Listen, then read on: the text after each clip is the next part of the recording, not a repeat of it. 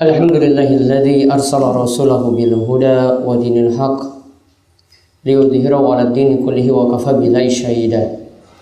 Wa asyhadu an la ilaha illallah wahdahu la syarikalah wa asyhadu anna Muhammadan abduhu wa rasuluh. Allahumma shalli ala nabiyyina Muhammad wa ala alihi wa man tabi'ahum bi ihsanin ila yaumiddin. Qala Allah ta'ala fi kitabil karim, ya ayyuhalladzina amanu taqullaha haqqa tuqatih wa la tamutunna illa wa antum muslimun. Wa qala ta'ala, ya ayyuhan nasu taqu rabbakum alladzi khalaqakum min nafsin wahidah wa khalaqa minha zawjaha wa batsa minhuma rijalan katsiran wa nisaa'a wattaqullaha alladzi tasaaluna bihi wal arham innallaha kana 'alaikum raqiba. Wa qala ta'ala, ya ayyuhalladzina amanu taqullaha wa qulu qawlan sadida yuslih lakum a'malakum wa yaghfir lakum dhunubakum wa may yuti'illaha wa rasulahu faqad faza fawzan 'azima. Fa inna asdaqal hadithi kitabullah wa khairal huda huda Muhammadin sallallahu alaihi wasallam wa syarrul umuri muhdatsatuha wa kullu muhdatsatin bid'ah wa kullu bid'atin dhalalah wa kullu dhalalatin finnar. Ma'asyiral muslimin, jamaah salat Jumat yang mugi-mugi senantiasa dirahmati dan diberkahi oleh Allah Subhanahu wa taala. Kita bersyukur begitu banyak nikmat dan karunia yang telah Allah anugerahkan kepada kita sekalian. Kita masih diberikan nikmat lahiriah berupa umur panjang, kesehatan badan, dan juga nikmat berupa batin, yaitu nikmat yang kita rasakan dalam hati kita berupa nikmat iman dan nikmat Islam. Semua nikmat ini Allah terus anugerahkan kepada kita sekalian, dan tugas kita adalah untuk terus bersyukur kepada Allah. Dengan bersyukur tadi, maka Allah Subhanahu wa taala akan menambahkan kita nikmat-nikmat yang lainnya. La in syakartum la azidannakum. Kata Allah Subhanahu wa taala, jika kalian mau bersyukur, maka aku akan terus menambah nikmat bagi kalian. Salawat dan salam semoga tercurahkan kepada junjungan kita Nabi besar Nabi Agung Muhammad sallallahu alaihi wasallam, pada para sahabat, para tabi'in, para ulama, dan setiap pengikut Nabi yang mengikuti beliau dengan baik, mengikuti sesuai dengan apa yang beliau tuntunkan, mengikuti sesuai dengan apa yang beliau ajarkan, sehingga nanti pada hari kiamat mudah mendapatkan syafaat beliau. Mudah-mudahan kita semuanya termasuk di antara pengikut Nabi SAW yang mendapatkan syafaat beliau dan menikmati telaga Nabi SAW pada hari kiamat kelak. Dan kita terus istiqomah di atas iman dan di atas Islam. Kaum muslimin yang mugi-mugi senantiasa dirahmati oleh Allah Subhanahu wa taala, suatu nikmat yang besar jika kita dapat memperhatikan salat yang Allah Subhanahu wa taala wajibkan. Ada dua ayat yang ini bisa direnungkan, di mana disebutkan faedah solat yang sangat-sangat luar biasa. Ayat yang pertama disebutkan dalam surat Hud ayat ke-114. Surat Hud ayat ke-114, dan nantinya surat Al-Ankabut ayat ke-45. Di mana dalam dua ayat ini dijelaskan dengan sangat baik mengenai keutamaan solat 5 waktu yang diwajibkan bagi kita setiap harinya. Ayat yang pertama yang tadi kami maksudkan yaitu firman Allah Subhanahu wa taala, wa aqimis sholata tarafain nahari wa zulafan minal lail innal hasanati yudhibnas sayyi'at.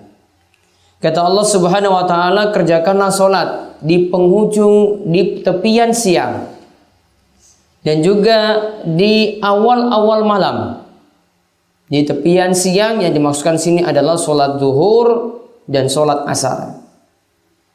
Kemudian kerjakanlah sholat di awal-awal malam, yaitu sholat maghrib ketika matahari itu tenggelam, dan sholat isya ketika cahaya merah di ufuk barat itu sudah hilang, tanda sudah sangat-sangat gelap dan malam itu masuk, yaitu melaksanakan sholat isya. Kemudian Allah Subhanahu wa ta'ala menyebutkan, innal hasanati yudhibnas sayyi'at. Sesungguhnya yang namanya kebaikan itu akan menghapuskan kesalahan-kesalahan. Yang namanya kebaikan itu akan menghapuskan kesalahan-kesalahan. Para jamaah yang semoga senantiasa dirahmati oleh Allah Subhanahu wa ta'ala, coba perhatikan ayat ini baik-baik. Yang pertama, dalam awal ayat disebutkan tentang sholat. Lakukanlah sholat, kerjakanlah sholat.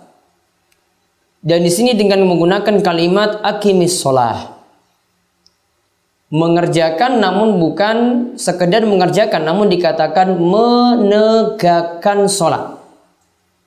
Berarti menegakkan ini lebih daripada sekedar mengerjakan. Bapak-bapak dan adik-adik sekalian yang semoga senantiasa dirahmati oleh Allah Subhanahu wa ta'ala, kalau kita sebut menegakkan berarti lebih daripada sekedar mengerjakan. Karena kalau cuma sekedar mengerjakan, kita cuma asal mengerjakan saja walaupun dengan kecepatan yang sangat tinggi. Cuma sekedar kita melakukan gerakan naik turun, rukuk, kemudian sujud, kemudian bangkit lagi untuk berdiri, kemudian rukuk, kemudian sujud lagi sampai tahiyat. Ini namanya mengerjakan. Namun yang dituntut di sini adalah kita diperintahkan untuk menegakkan sholat. Maka dituntut lebih daripada itu. Oleh karena itu rukun-rukun kita itu penuhi. Kemudian sunnah-sunnah yang jadi kesempurnaan juga kita penuhi. Kemudian tumaknina yang jadi kewajiban kita penuhi. Tumaknina yang dimaksudkan sini adalah tidak cepat-cepat dalam sholat kita. Kemudian yang lebih daripada itu kekhusyuan. Khusyuk dalam ibadah sholat kita juga memenuhinya. Dan khusyuk yang dimaksudkan di sini adalah roh kita itu hadir dalam sholat. Jadi lebih daripada sekedar mengerjakan. Kemudian dikatakan di sini lakukanlah sholat tadi di tepian siang, sholat zuhur dan sholat ngasar. Lalu di awal malam yaitu sholat maghrib dan sholat isya. Kemudian disebutkan innal hasanati yudhibnas sayyi'at. Yang namanya kebaikan itu akan menghapuskan kesalahan. Padahal kebaikan yang dibicarakan dalam ayat ini, dalam surat Hud ayat 114 ini adalah membicarakan tentang perihal sholat. Berarti kesimpulannya, sholat itu dapat menghapuskan kesalahan-kesalahan. Sholat itu dapat menghapuskan kesalahan-kesalahan. Hal ini lebih terang lagi kita dapat ketahui tentang asbabun nuzul atau cerita tentang ayat tadi. Disebutkan dalam hadis Ibnu Mas'ud radhiyallahu anhu bahwasanya ada seseorang dikatakan asaba min imra'atin kublatan. Ada seorang yang sengaja mencium seorang wanita. Dan ingat, mencium seorang wanita di masa silam ini sangat-sangat tabu. Sangat-sangat jelek sekali di anggapan orang-orang. Orang-orang menganggap perbuatan seperti ini sangat-sangat jelek. Artinya ini adalah suatu dosa atau suatu kesalahan yang butuh orang itu bertobat dan orang itu menyesal telah melakukan perbuatan tersebut. Dan di sini dia mengadu pada Nabi Shallallahu Alaihi Wasallam, menandakan bahwasanya itu bukan istrinya yang dia cium. Namun ini adalah orang lain, wanita lain yang tidak halal baginya. Maka ketika itu dia mendatangi Nabi Shallallahu Alaihi Wasallam, dia ceritakan tentang masalahnya. Dia mendapati masalah seperti ini, wahai Rasulullah, saya telah mencium seorang wanita. Kemudian Allah ketika itu menurunkan ayat tadi, aqimis sholata tarafain nahari wa zulafan minal lail. Kerjakanlah sholat di tepian siang, dan di awal-awal malam. Innal hasanati yuzhibnas sayyi'at. Sesungguhnya kebaikan itu dapat menghapuskan kejelekan. Kemudian dia bertanya pada Rasul, kalau memang sholat itu dapat menghapuskan kejelekan, Maka dia bertanya pada Rasul, "Alihadza, wahai Rasulullah, apakah maksud ayat tadi itu hanya berlaku untuk saya saja?" Kemudian Rasulullah SAW menjawab, "Li jami'i ummati kullihim." Li jami'i ummati kullihim. Itu berlaku bagi semua umatku, bukan hanya kepada engkau yang bertanya. Maka kesimpulannya dari ayat ini, dari kisah yang dibawakan juga menunjukkan bahwasanya dengan mengerjakan sholat dapat menghapuskan dosa. Namun maksud ayat ini bukan berarti ketika kita berbuat kesalahan lantas kita itu melakukan sholat, kemudian kita berkeinginan lagi melakukan dosa lagi, kemudian sholat lagi, kemudian melakukan dosa lagi, berulang lagi, kemudian sholat lagi, dosa-dosa kita akan terhapus. Bukan demikian maknanya. Di sini tidak diperintahkan mengulangi dosa berulang kali. Karena kisah ini menunjukkan bahwasanya dia benar-benar menyesal, artinya tidak mau mengulangi kesalahannya tersebut. Artinya kalau sudah berbuat satu kesalahan, dia kemudian tobati, dia menyesal, dia tidak akan mengulanginya lagi. Ini yang dimaksudkan dengan ayat tersebut. Maka ketika dia menyesal, dia tidak mengulanginya lagi. Saya nanti berbuat lagi, baru melaksanakan sholat lagi, biar dosa saya diampuni. Tidak. Karena yang disebut bertobat, kata para ulama, kalau memenuhi 3 syarat, yaitu dia menyesal telah melakukan dosa-dosanya yang telah lalu. Kemudian dia bertekad untuk saat ini meninggalkan dosa-dosanya yang dia perbuat. Dia meninggalkan dosa-dosanya saat ini pula. Kemudian yang ketiga, dia bertekad tidak mau mengulangi dosa tersebut di masa akan datang. Maka kesimpulannya tadi, kalau kita telah berbuat dosa, bertobatlah pada Allah Subhanahu wa taala, kemudian kita terus memperbanyak amalan kebaikan. Dengan amalan kebaikan tadi itu dapat menghapuskan kesalahan kita yang ada. Dan mudah-mudahan dengan kita terus memperbanyak ibadah, masa silam kita yang suram, masa silam kita yang penuh maksiat, masa silam kita yang penuh dosa, mudah-mudahan Allah Subhanahu mengampuni kesalahan-kesalahan tadi dengan amalan-amalan kebaikan yang kita perbuat. Kemudian dalam surat Al-Ankabut Allah juga berfirman, "Inna sholata tanha 'anil fahsya'i wal munkar." Ya, namanya sholat itu mencegah dari perbuatan keji dan mungkar. Berarti di sini menunjukkan manfaat sholat yang kedua, yaitu sholat itu dapat mencegah dari perbuatan keji dan mungkar. Istilah fahsya ini kata para ulama ini sering mereka artikan untuk perbuatan zina atau selingkuh. Sedangkan mungkar ini pokoknya untuk perbuatan maksiat secara umum seperti minum minuman keras. Maka maksud ayat ini adalah kalau sholat seseorang itu benar. Kalau sholat seseorang itu benar, penuhi rukun, penuhi syarat-syaratnya, penuhi sunnah-sunnahnya disempurnakan, ditambah dengan khusyuk dia melakukan sholat tadi, maka sholat tersebut dapat mencegah dia dari perbuatan keji dan mungkar. Sholat itu dapat mencegah dia dari perbuatan tadi, perselingkuhan, dari minum-minuman keras. Bahkan ini sebenarnya berlaku untuk semua sholat. Kalau memang sholatnya itu jujur, sholatnya itu benar, ikhlas karena Allah Subhanahu wa taala, dia lakukan dengan tulus, maka akan membuat seorang itu jadi baik. Maka kalau memang dia kesehariannya ini adalah orang yang sering bermaksiat, kalau dia terus merutinkan sholatnya dijaga dengan benar. Yang pertama, jaga sholat terlebih dahulu. Kemudian dia lakukan sholatnya dengan penuh penghayatan, merenungkan, dan dia sempurnakan sholat tersebut, maka ini akan terwujud, akan mencegah dari perbuatan keji dan mungkar. Maka ada cerita bahwasanya Nabi Shallallahu Alaihi Wasallam itu pernah dikabarkan oleh sahabat ada orang yang rajin sholat malam. Lantas di pagi harinya dia biasanya mencuri, misalnya nyolong sesuatu. Namun masalahnya di sini adalah dia orang yang rajin sholat. Sholat malam dia rutin melakukannya, dan jarang orang yang suka mencuri, nyolong seperti ini rajin sholat malam. Namun kelakuannya seperti itu. Maka Nabi SAW cuma mengatakan ayat tadi, "Inna sholata tanha 'anil fahsya'i wal munkar." Yang namanya sholat itu dapat mencegah dari perbuatan keji dan mungkar. Artinya di sini apa? Sudahlah, biarkan dia mengerjakan sholat terus, perbuatan maksiat yang dia lakukan tadi nanti akan ditinggalkan. Karena sholat memang sifatnya, manfaatnya sangat-sangat besar.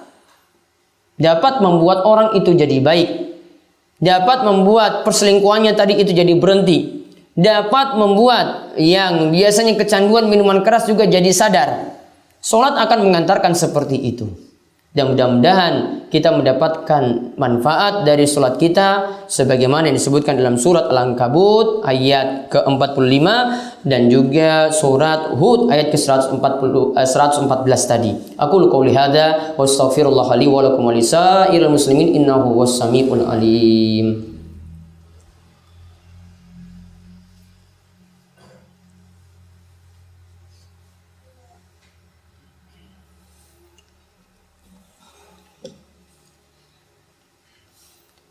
Alhamdulillahirabbil alamin hamdan katsiran thayyiban mubarakan fihi kama yuhibbu rabbuna wa yarda.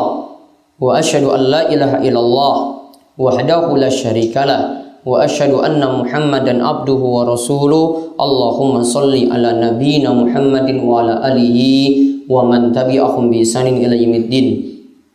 Kaum muslimin yang semoga senantiasa dirahmati oleh Allah Subhanahu wa taala. Di khutbah yang kedua ini, marilah kita terus meningkatkan ketakwaan kita kepada Allah, terus mensyukuri nikmat-nikmat Allah Subhanahu wa taala yang telah Allah anugerahkan. Dan kesimpulan dari khutbah pertama tadi, kita simpulkan dari ayat surat Hud 114, marilah kita menjaga sholat karena sholat itu dapat menghapuskan kesalahan-kesalahan kita. Kemudian dari surat Al-Ankabut ayat 45, marilah kita menjaga sholat dan memperhatikannya dengan benar karena sholat ini akan membawa dampak positif bagi kita sekalian. Kelakuan-kelakuan jelek yang ada pada diri kita, kelakuan-kelakuan jelek yang ada di tengah-tengah masyarakat kita atau di tengah-tengah keluarga kita dapat hilang, dapat terhapus kalau kita benar-benar memperhatikan sholat. Untuk bapak-bapak, ya sangat-sangat dianjurkan sekali untuk bisa merutinkannya di masjid, mengisi masjid-masjid ini dengan melakukan ibadah sholat tadi, termasuk juga adik-adik remaja putra, adik-adik sekalian, ya diperhatikan sholat tersebut. Ya, marilah masjid ini benar-benar dimakmurkan, karena laki-laki memang dituntut untuk menjaga sholatnya itu untuk masuk di dalam masjid, sedangkan para wanita nanti afdolnya bagi mereka untuk melaksanakan sholatnya di rumah-rumah mereka.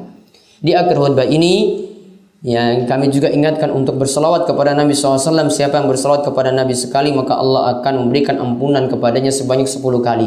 Innallaha wa malaikatahu yusholluna 'alan nabi ya ayyuhalladzina amanu shallu 'alaihi wa sallimu taslima. Allahumma shalli 'ala Muhammad wa 'ala ali Muhammad kama shallaita 'ala Ibrahim wa 'ala ali Ibrahim innaka Hamidun Majid. Allahumma barik 'ala Muhammad wa 'ala ali Muhammad kama barakta 'ala Ibrahim wa 'ala ali Ibrahim innaka Hamidun Majid. Marilah kita panjatkan doa pada Allah. Mungkin-mungkin di hari Jumat yang penuh berkah ini Allah terus memperkenankan doa-doa yang kita panjatkan. Allahumma ighfir lil muslimina wal muslimat wal mu'minina wal mu'minat al ahya'i minhum wal amwat innaka sami'un qaribun mujibud da'wat. Allahumma qsim lana min khasyatika ma tahulu bihi bainana wa baina ma'siyatik wa min ta'atika ma tuballighuna bihi jannatak wa minal yaqini ma tuhawwinu bihi alaina masa'ibad dunya. Allahumma matti'na bi asma'ina wa absarina wa quwwatina ma ahyaitana waj'alhu waritha minna waj'al sa'rana 'ala man zalamana wansurna 'ala man adana wa la taj'al musibatana fi dinina wa la taj'alid dunya akbar hammina wa la mablagha ilmina wa la tusallit 'alaina man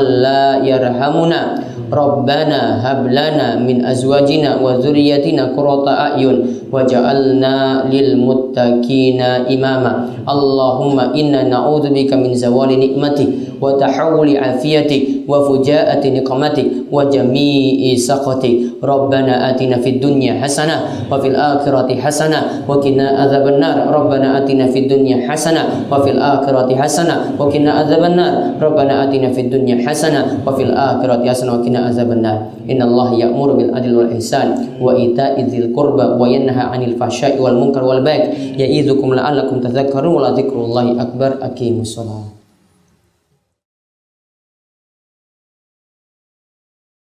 Bagaimana pemirsa? Bagus kan videonya? Saksikanlah video lainnya di channel DSTV.